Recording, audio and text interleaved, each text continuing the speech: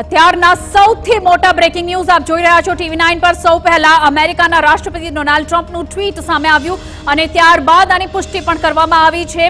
ભારતના વિદેશ સચિવ વિક્રમ મિશ્રીએ આની પુષ્ટિ કરી છે કે સાંજે 5 કલાકથી બંને દેશો વચ્ચે યુદ્ધ વિરામની જાહેરાત થઈ છે, સહેમતિ થઈ છે। બંને દેશોએ સમજદારીનો પરિચય આપ્યો છે અને ત્વરિત અને સંપૂર્ણપણે યુદ્ધ વિરામ મુદ્દે સહેમતિ આપવામાં આવી છે।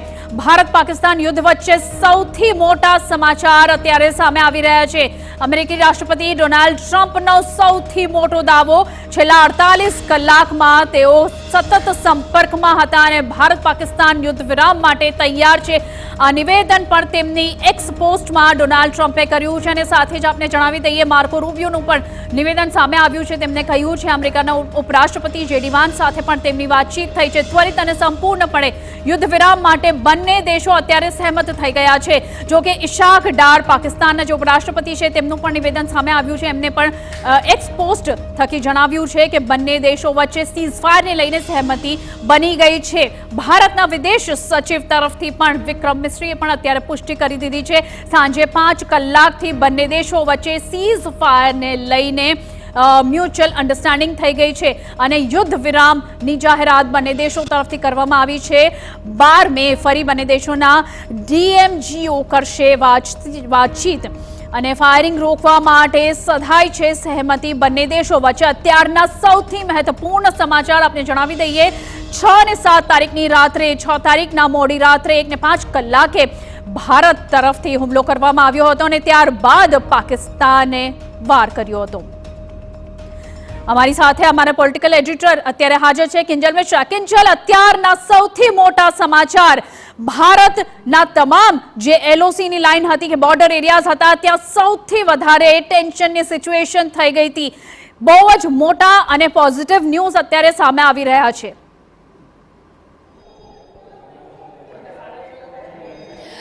जी बिल्कुल नीरू, जे रीते कही शकाय कि बुधवारथी आ आख सवारे 3 वाग्याथी मधरातेथी आखुं जे युद्ध हतुं, युद्ध न कही शकाय परंतु जे रीते ऑपरेशन सिंदूर हतुं, जे रीते पहलगामनी अंदर जे लोकोना मृत्यु थया हता तेनो बदलो लेवा माटे ऑपरेशन सिंदूर शरू थयुं हतुं અને તેની અંદર જે પ્રકારે પાકિસ્તાન દ્વારા વર્તન કરવામાં આવ્યું અને ભારતને જે રીતે ટાર્ગેટ કરવામાં આવ્યું, ભારતના જે સરહદી જે વિસ્તારો છે, 18 થી પણ વધારે રાજ્યો છે, ત્યાં જે રીતે જે ડ્રોન હતા તે છોડવામાં આવ્યા। हालांकि पाकिस्तान एक एक्ट सफल थवा भारतीय सेनाए दीधी नहीं, परंतु जे स्थिति आजे पण सर्जाई हती, आजे जे प्रकारे पंजाबनी अंदर बात करवामां आवे के पछी जामनगरनी अंदर बात करवामां आवे के कच्छमां बात करवामां आवे के बनासकांठामां बात करवामां आवे, जे परिस्थितिओ थई हती आ परिस्थितिओ बाद जे सीज फायरनो निर्णय छे ते चोक्कस अत्यारनी परिस्थितिमां खूब ज कही शकाय के बंने देशों माटे एक आवकारदायक निर्णय छे। भारते हमेशा नीरू शांतिनी वात करी छे अने भारते हमेशा એવું કીધું છે કે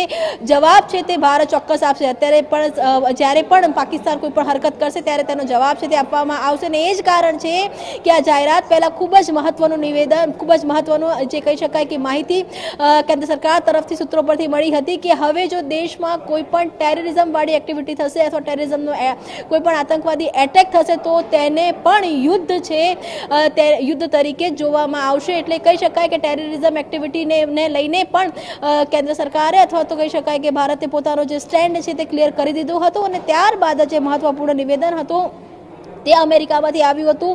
જો વાત કરવામાં આવે તો એ સ્પષ્ટતા ત્યાંથી પણ કરવામાં આવી હતી। માર્કો રૂબિયો એક સ્પષ્ટતા કરેલી છે કે બંને દેશના જે વડાપ્રધાન છે તેમની સાથે વાત થઈ છે। જો ભારતની વાત કરવામાં આવે તો વડાપ્રધાન નરેન્દ્ર મોદી સાથે અને તેમજ પાકિસ્તાનમાંથી વાત કરવામાં આવે તો શહબાઝ શરીફ સાથે પણ વાત કરવામાં આવી છે। તેની સાથે જ જે વિદેશ મંત્રી છે સુબ્રમણ્યમ શંકર, તેની સાથે જ જો પાકિસ્તાનની વાત કરવામાં આવે તો ત્યાંના જે સેનાના પ્રમુખ છે અસીમ મુનીર અને રાષ્ટ્રીય સુરક્ષાના જે સલાહકાર છે ભારતના અજીત ડોભાલ અને પાકિસ્તાનના જે રાષ્ટ્રીય સુરક્ષા સલાહકાર છે અસીમ મલિક, તમામ સાથે તેની સાથે જે ભારતની જે થિંક ટેન્ક છે અને પાકિસ્તાનની જે થિંક ટેન્ક છે તમામની સાથે વાત કરવામાં આવી છે અને ત્યારબાદ સીઝ ફાયર માટે બંને જે દેશો છે તે માન્યા હોવાની વાત છે અને ભારત દ્વારા પણ ભારતના પણ વિદેશ સચિવ દ્વારા જેમ આપે કહ્યું તેમ ભારતની પુષ્ટિ છે તે સૌથી મોટા સમાચાર અત્યારના આવી રહ્યા છે। બંને દેશો વચ્ચે સીઝ ફાયરને લઈને સહેમતિ થઈ ગઈ છે। અમારી સાથે પોલિટિકલ